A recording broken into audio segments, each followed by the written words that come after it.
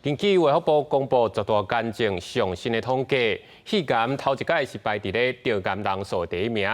再来第二名是大肠癌，而且甲去年同款，平均4分19秒，咱国内就有一个人得癌。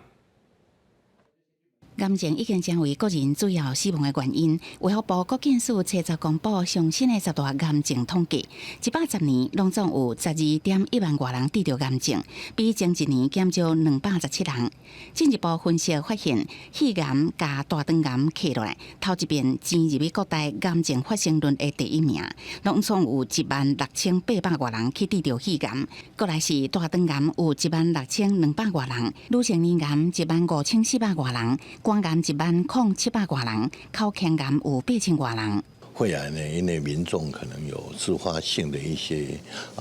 健康检查的健康的势能，所以呢，特别是我们看到的女性的发生率在上升的速度比较快。肺癌的一个问题是来自于空气污染的增加，以及国人平均年龄的一个攀升，所以使得虽然台湾的一个抽烟人口不断的下降，但是肺癌的风险却是与日俱增。国健署表示，癌症的时钟甲前一年同款，平均每4分19秒都有一个人去得着癌症。不过，值得注意的是，高死亡率的腰鞘癌向前进2名，头一遍排入去10大癌症发生率的排名。胰脏癌就是目前全球还没有一个很好的筛检工具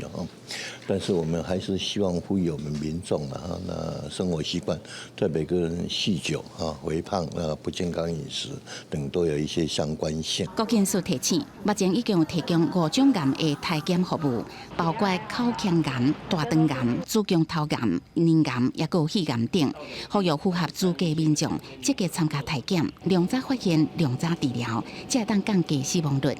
记者综合报道。